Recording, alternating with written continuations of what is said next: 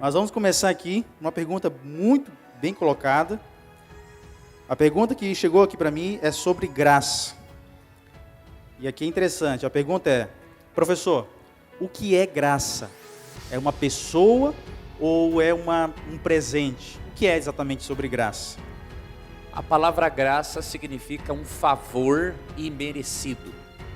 É você receber um favor sem merecer, tá? E nós podemos ver na Bíblia que a graça é tanto uma pessoa quanto um favor que Deus nos dá. Então é as duas coisas, né? A graça é a pessoa de Jesus, mas é o favor que Jesus faz de nos salvar sem merecermos. Então podemos conceituar graça como as duas coisas, tá? Muito bem. A segunda pergunta que nós recebemos aqui é: professor, como saber a verdadeira doutrina bíblica, sendo que nós vemos uma pluralidade muito grande de outras igrejas, várias interpretações bíblicas, vários pastores falando sobre um assunto? Como nós entendemos sobre a Bíblia e saber que essa é a mensagem verdadeira? Veja, primeiro eu quero mostrar para vocês uma promessa para quem é sincero. João capítulo 7, verso 17. João 7,17 tem uma promessa de Cristo, né, para quem é sincero. Diz assim: as pessoas estavam com dúvidas, né, os judeus estavam com dúvidas se Cristo dizia ou não a verdade. E aí Cristo deu a seguinte resposta: se alguém quiser fazer a vontade dele, de Deus, conhecerá a respeito da doutrina, se ela é de Deus ou se eu falo por mim mesmo. Então, há uma promessa divina que não falha, de que qualquer pessoa sincera, que quer fazer a vontade de Deus, que ama a Deus, essa pessoa será guiada à verdade. Agora, como que você pode permitir que Deus guie você à verdade? Uma das principais formas é a de Atos 17:11. É você, sob a orientação do Espírito Santo, ler a Bíblia e estudá-la diariamente. Você precisa comparar o ensinamento do pastor da igreja, do líder, com aquilo que está na Bíblia. E o que diz Atos 17:11? Ora, esses de Bereia eram mais nobres que os de Tessalônica, pois receberam a palavra com toda avidez, examinando as Escrituras todos os dias, para ver se as coisas eram de fato assim. Ou seja, os bereanos foram elogiados por terem recebido a Bíblia com muita vontade. E por mais uma coisa, eles estudavam a Bíblia todos os dias, eles conferiam para ver se o que Paulo e Silas pregava estava de acordo com a Bíblia. Então, queridos, se eles conferiam o que Paulo e Silas diziam, nós temos grande dever de conferirmos hoje se aquilo que nós ouvimos está de acordo com a Bíblia. O problema é que nós somos preguiçosos, mentais, né? Temos mente preguiçosa para leitura, ou confiamos demais no que as pessoas nos dizem. Então nós temos que ter um equilíbrio, não desconfiar de todo mundo, mas vermos se aquilo que nos é ensinado está na Bíblia ou não. E tendo humildade em querer fazer a vontade de Deus e estudando a Bíblia, Deus não vai permitir que você fique num erro. Então esses são os principais caminhos. E tem de uma dica que eu posso lhe dar, um argumento filosófico, que é, obviamente, óbvio e bíblico também, que é o seguinte: duas coisas contraditórias não podem ser verdadeiras ao mesmo tempo, né? Então, duas coisas contraditórias são autoexcludentes. Você não tem como dizer, por exemplo, essa calça é azul, aí outro vai dizer, não, ela é branca. Então, tem duas informações contraditórias, uma das duas vai ser verdadeira. Então, por exemplo, você vê alguém ensinar a imortalidade natural da alma. Outra pessoa diz, não, a alma não é imortal, só seremos imortais após a ressurreição. Então, são duas coisas contraditórias. Então, duas coisas contraditórias não são verdades ao mesmo tempo. Então, uma vai ser verdadeira e outra falsa. Então, você também tem que partir desse pressuposto lógico, né, para você chegar ao caminho da verdade, estudando a Bíblia com a orientação do Espírito e tendo um coração humilde, disposto a aprender. Esses são os principais segredos. Legal, muito bem. Vamos continuando aqui as perguntas. Agora vamos lá para o outro lado, lá para o lado do criacionismo. A Bíblia diz que, como surgiu tantas raças, eu imagino aqui que sejam etnias, como os negros, asiáticos, índios e outras, com base no criacionismo. Como podemos explicar isso, professor? A Bíblia explica isso de uma forma clara e objetiva. Por exemplo, em Atos 17, 26, Paulo diz assim, que de um só, Deus fez toda a raça humana. Este um ali é Adão. Tanto que Eva foi tirada também da costela de Adão. Já em Gênesis 3:20, é dito o quê? Que Eva seria a mãe de todos os seres viventes. Agora, olha que interessante. Biblicamente, todas as raças vieram de um casal, né?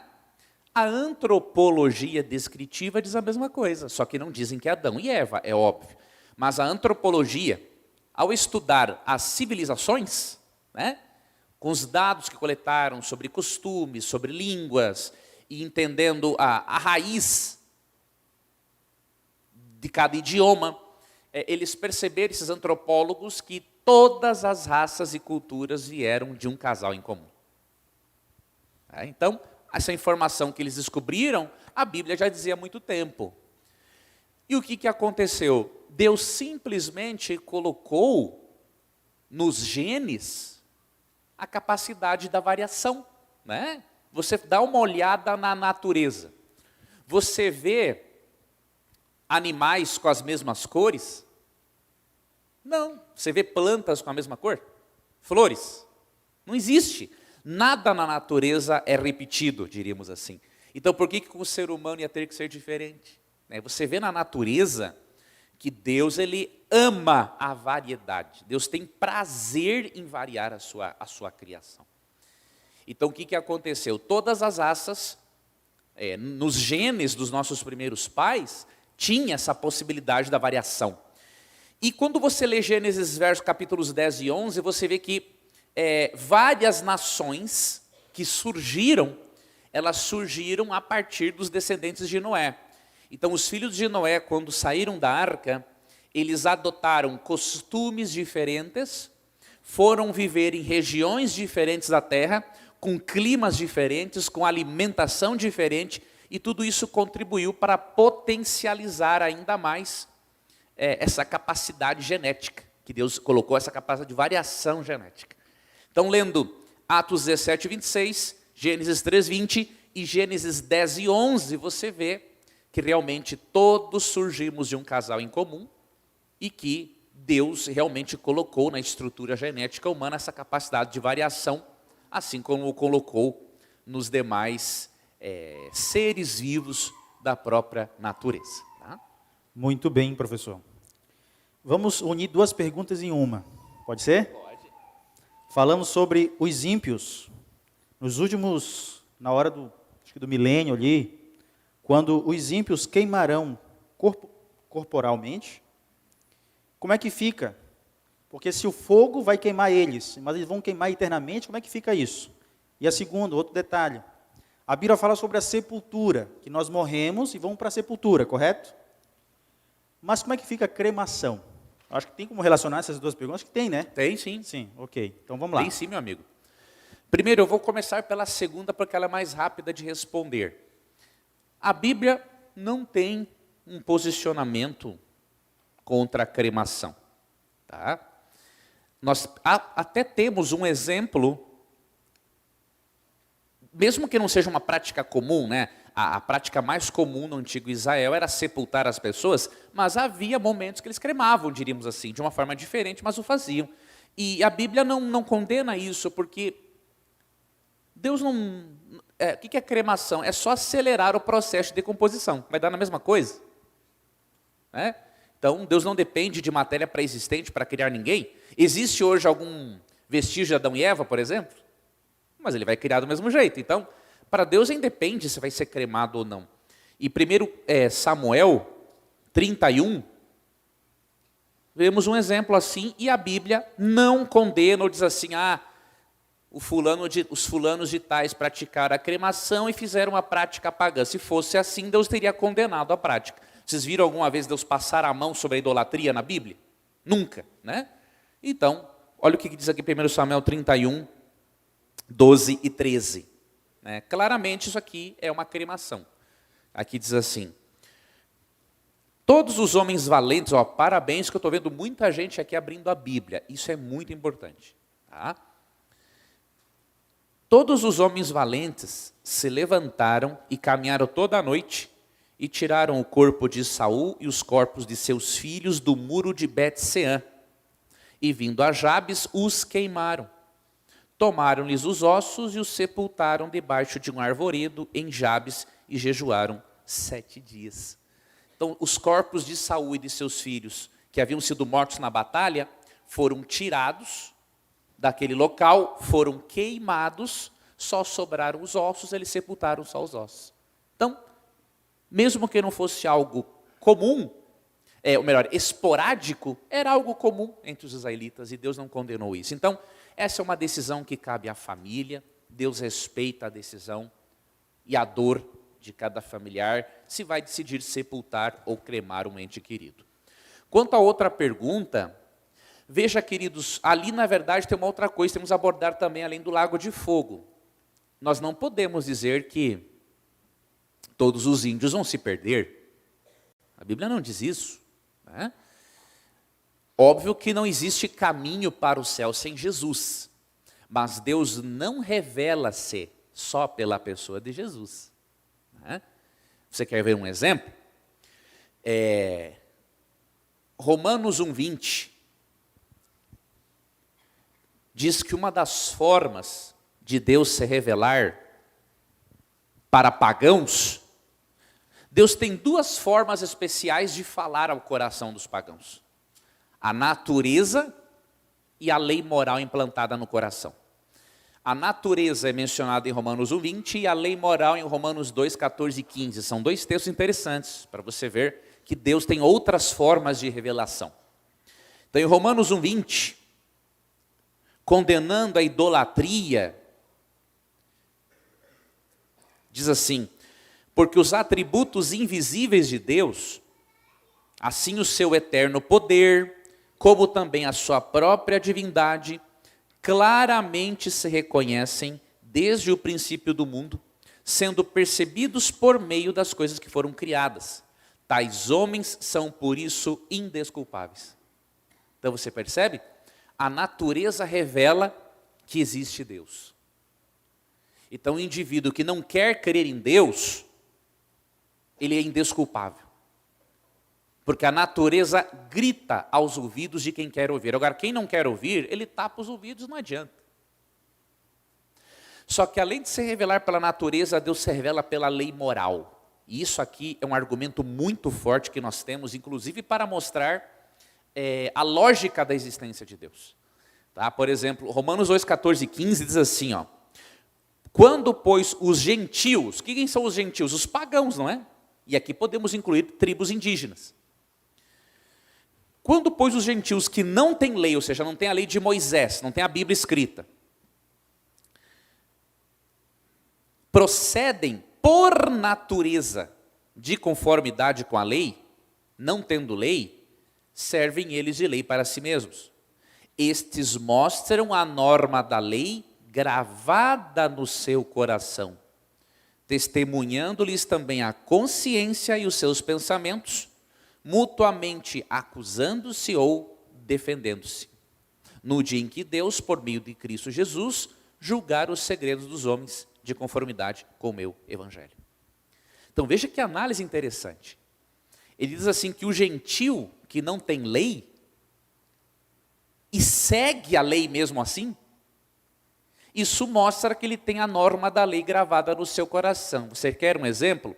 Existem as exceções, mas no geral, Você pode perguntar para um ateu, para um cristão, para um muçulmano, para um índio, para um espírita, se é certo fazer sexo com a mãe. O que todos vão dizer? Que não é certo. Então, como que eles sabem que não é certo? Porque existe uma lei moral escrita no coração do indivíduo. Essa coisa que dizem assim também, né? Por aí que eu ouço na mídia, os bandidos são vítimas da sociedade. Isso é diabólico à luz da palavra de Deus. Porque até o pagão tem a lei moral implantada no seu coração. Qualquer um sabe que não pode matar e que não pode estuprar. E é legal ver isso. Entendeu? A pergunta próxima é sobre o ateísmo. Sobre o ateísmo. Como é que nós podemos ajudar um ateu a crer na palavra?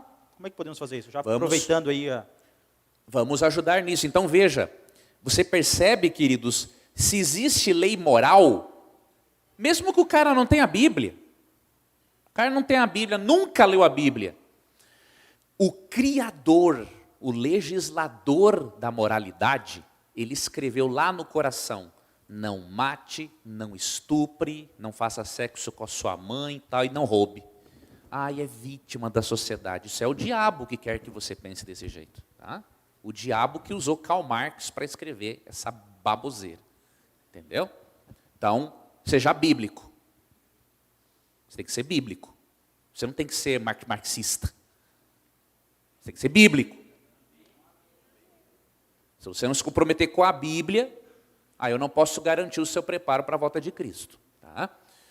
E quanto à pergunta do ateísmo,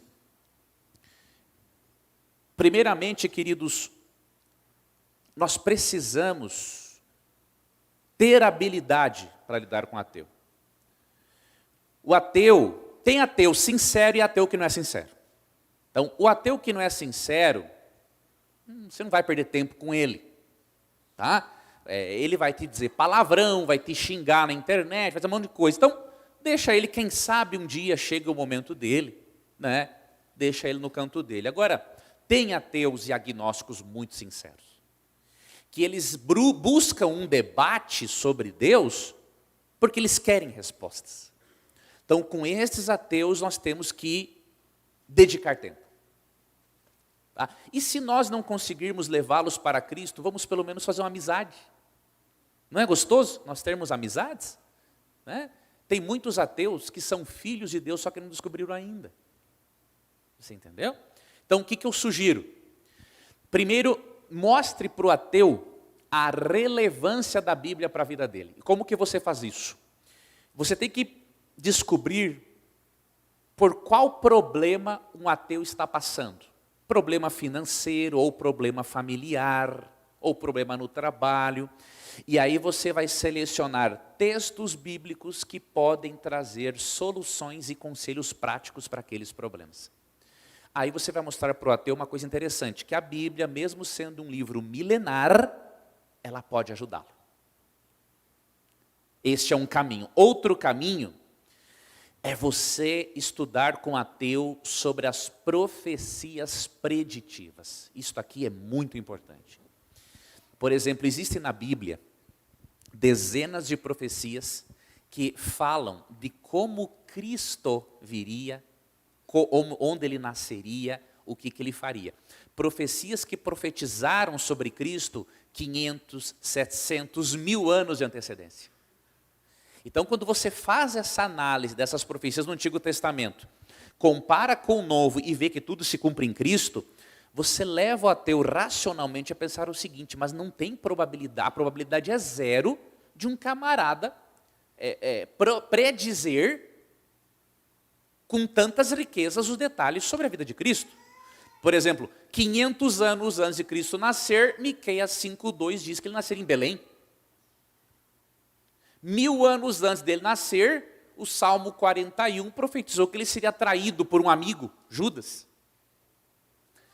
700 anos antes de Cristo nascer, Isaías 53 diz que ele seria rejeitado pelo seu povo, seria traspassado e ressuscitaria. Então, a probabilidade é zero.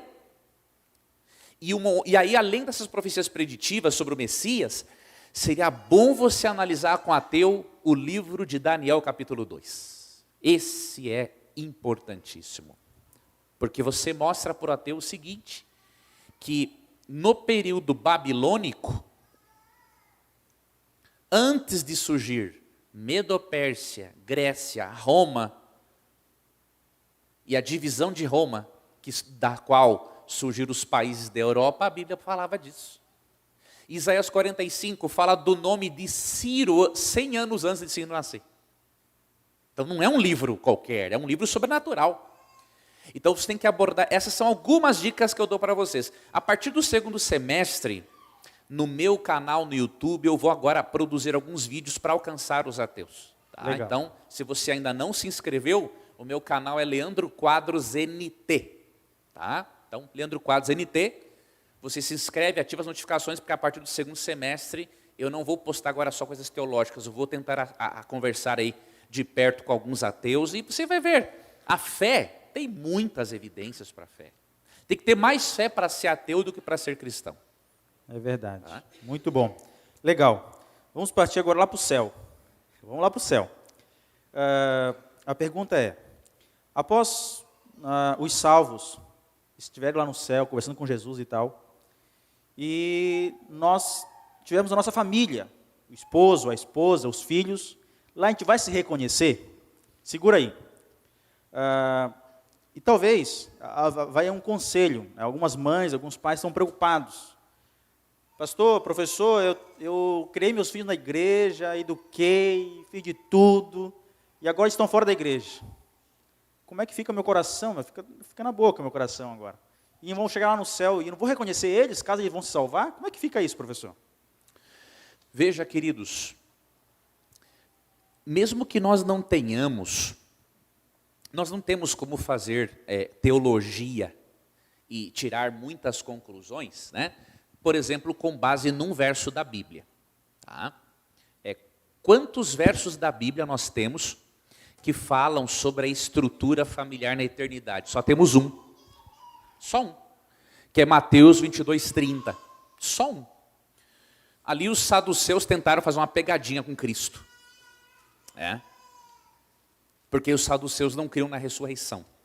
E aí eles inventaram uma história de uma mulher que tinha 7 maridos. Os 7 morreram, ou seja, não existe uma mulher tão azarada assim. Só que eles inventaram, né, o negócio. E aí eles perguntaram assim por Cristo, então na ressurreição, com qual deles ela vai ficar? E Cristo dá a seguinte resposta nos versos 29 e 30. Ó. Respondeu-lhes Jesus, errais, não conhecendo as Escrituras, nem o poder de Deus. Porque na ressurreição, nem casam, nem se dão em casamento. São, porém, como os anjos no céu. Nós não temos como especular muito o que isso significa, mas de uma coisa nós podemos ter certeza. A estrutura familiar como nós temos hoje, ela será diferente.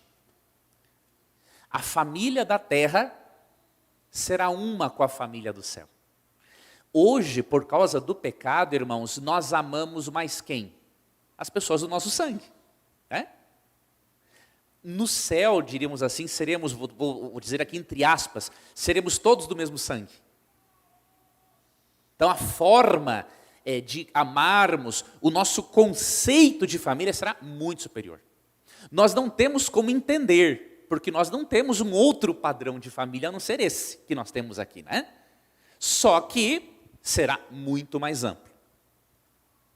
Então, para nós termos certeza de como vai ser a família lá, é chegando lá para saber. E agora, em relação a se conhecer no céu, a Bíblia não deixa dúvida sobre isso. A transformação e a glorificação não vão envolver uma lavagem cerebral. Já pensou você chegar no céu? O que eu estou fazendo aqui? Quem sou eu? De onde eu vim? Para onde vou? Não tem cabimento. Né? A glorificação não é uma lavagem cerebral. Mateus 8:11, quando Jesus fala ali com os discípulos, ele fala assim, muitos virão do Oriente e do Ocidente e se assentarão na mesa com Abraão, Isaque e Jacó no reino dos céus. O que isso indica? Veja, nós temos que ler nas entrelinhas. Tá? Jesus está dizendo que no céu nós vamos conhecer Abraão, Isaque, Jacó e, obviamente, todos os patriarcas. Eu faço uma pergunta, irmãos. Se eu vou conhecer quem eu não conhecia, vai ser difícil reconhecer quem eu já conhecia? É evidente. Nós vamos conhecer as pessoas. Mas, Leandro, e se o meu familiar não estiver no céu? O detalhe é o seguinte: você terá 1000 anos no céu para ver todos os registros da vida do indivíduo, tudo que Deus fez para salvá-lo, todas as negativas dele. Então você vai ficar triste no milênio? Óbvio que vai, mas você vai ficar satisfeito com a justiça divina. Porque Deus no milênio vai lhe mostrar que tudo que ele podia ter feito, ele fez. E o que diz Filipenses 2, 10 e 11? Diz que todo joelho se dobrará e reconhecerá que Cristo é o Senhor. Isso significa que a justiça de Deus ficará tão transparente que até o diabo e os demônios vão reconhecer que Deus foi justo em condenar eles. Então você não tem um porquê de se preocupar: eu vou ser infeliz no céu se o meu querido não estiver lá. Você vai ficar triste, é óbvio, mas você não vai ser infeliz, porque você vai estar conformado com a justiça divina. Então, faça a sua parte agora. Faça a sua parte para conduzir a pessoa a Cristo. Que o seu familiar, se ele se perder, que não seja por sua culpa. Pode ser que alguns familiares não aceitem a Cristo porque a nossa vida está sendo um péssimo sermão para eles. Não adianta você vir aqui na igreja vestido, bonitinho, no sábado, mas em casa você é o diabo ou é a diaba. Não adianta nada. Então você, assim como tu é um santo, entre aspas, aqui na igreja, tem que ser esse santo lá também. Então, se um familiar seu se perder, que não seja por sua causa. Amém. Muito bem. Legal. Estão gostando? A igreja está gostando? Legal. É que o tempo está apertado aqui. E algumas perguntas estou tirando aqui de rota, porque já foram respondidas. Eu creio que, pelo que está falando, que às vezes ele fala outras coisas. Mas tem uma pergunta aqui interessante.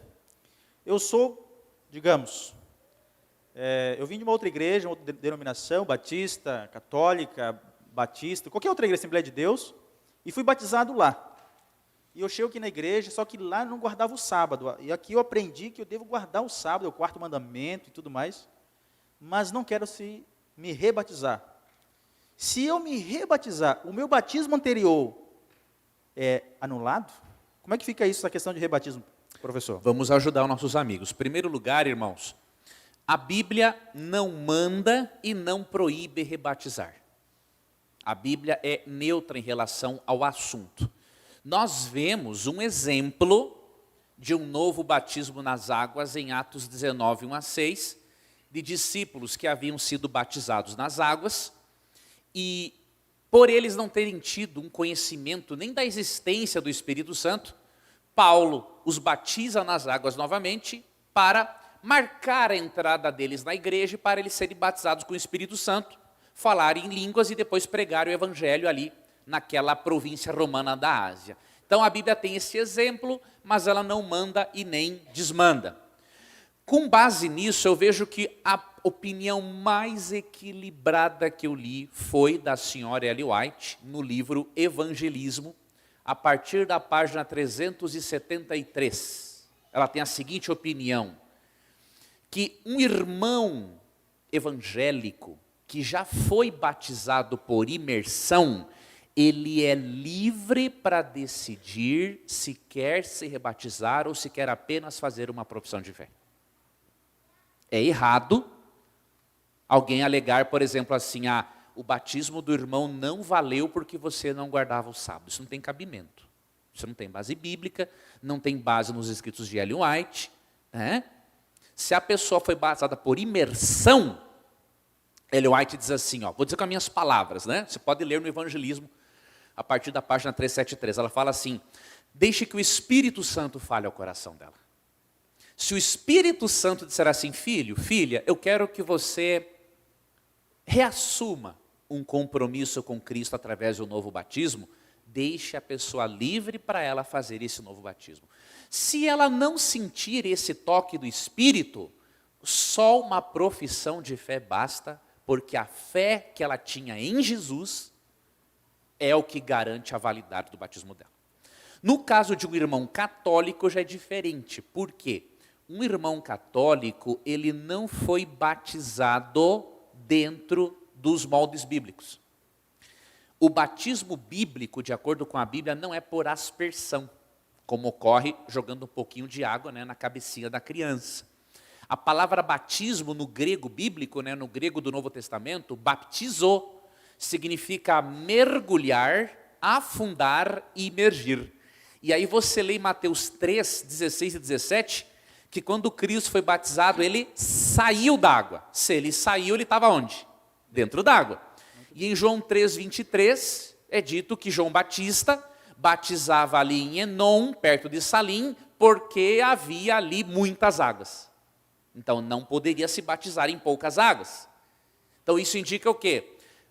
Um irmão católico é uma pessoa muito sincera, devota, e nós temos que valorizar isso.